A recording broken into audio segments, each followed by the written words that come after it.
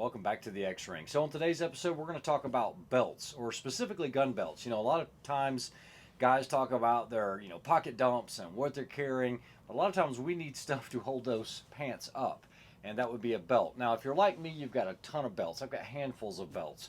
And it's always trying to find that one that's really quick, very easy to adjust. This one I've been wearing a long time. It's just a standard leather belt, and you can see where I normally wear it. But in the summer months, I'll wear it here because I lose a little bit of weight. In the winter months, I'll be out to this one by the end of Christmas.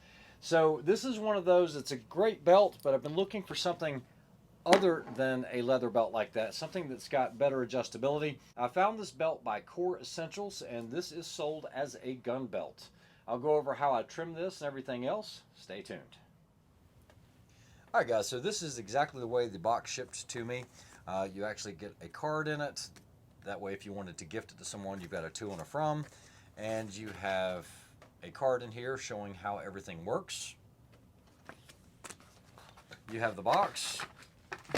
You have an Allen key. And then you actually have the belt itself. So I ordered this belt in green. Here is the buckle. Now, this is the buckle that I ordered because it's very plain, and I like that. If we flip it over, what we're going to see is we have a place for those Allen keys, for the Allen key for the set screws. You guys are also going to see these sharp teeth here. And so basically, it is a cut-to-fit ratchet system belt.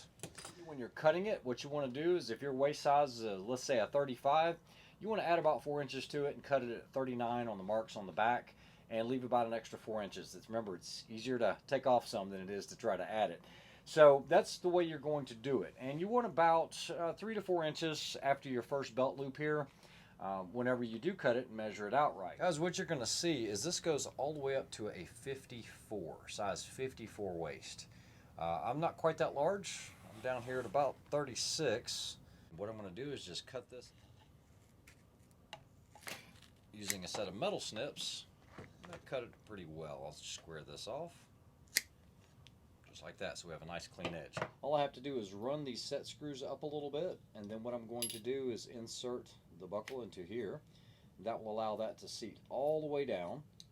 I'm going to keep everything squared, straight. I'm going to lock it down. Then I'm merely going to take my screws and run these down.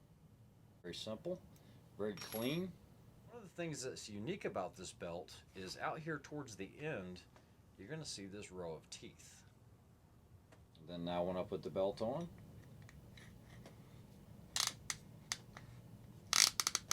it's going to work just like that. This does concern me a little bit. That could be an issue later on. I don't know. We're going to check it out and see. All right, so let's go ahead and look up close at the fit and finish of the belt.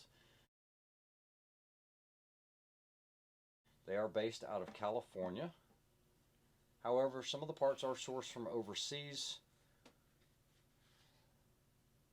As with a lot of companies, you can see a patent number there. Those are those teeth. Now, from the factory, they do a really good job cleaning these ends up, melting them down so you don't get any fraying. All right, so here we go. First and foremost, let's go ahead and feed the belt in.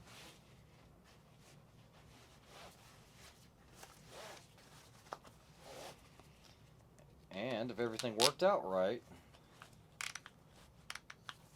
that should be about perfect. If I need a little tighter, I could. Yeah, so I love this belt, and I like the way that it works. The only thing that concerns me, and I'm going to show you a down view of this, is if I'm carrying appendix, this buckle might get in the way a little bit. And I'll show you what I'm talking about. So if you look down on top, you're going to see the release mechanism is right here. See that? That's what releases it.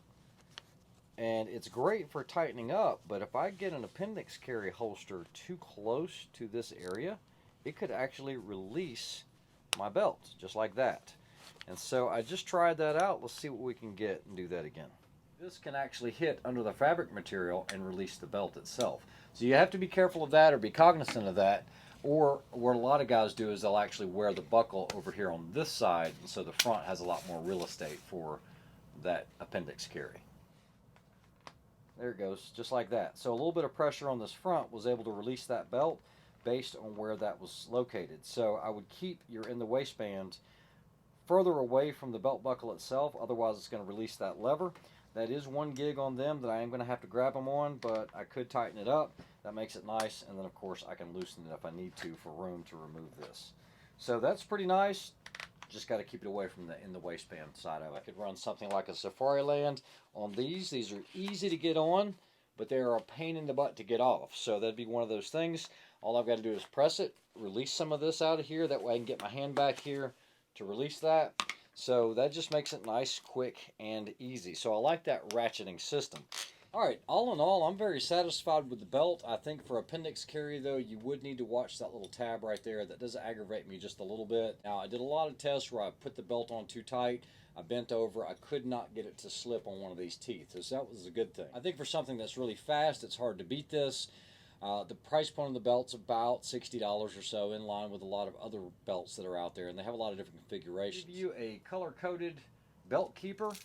So basically, if I needed, let's say I had a lot of tail on this side, I could actually do that just like that, and it's going to keep this tab down so that the end of the belt is not coming out, which is great, especially if you have something, let's say a conventional belt like this, where this is flopping around. Now, some of these, they have Velcro closures where they come back, but there are some that don't. Like on a belt like this, you're going to have a big floppy tab that's hanging out there like this. Alright guys, hope you enjoyed that review of the Core Essentials gun belt. They are on Facebook at Core Essentials, or you can reach them at email at support@coreessentials.com. So far, I've been happy with it.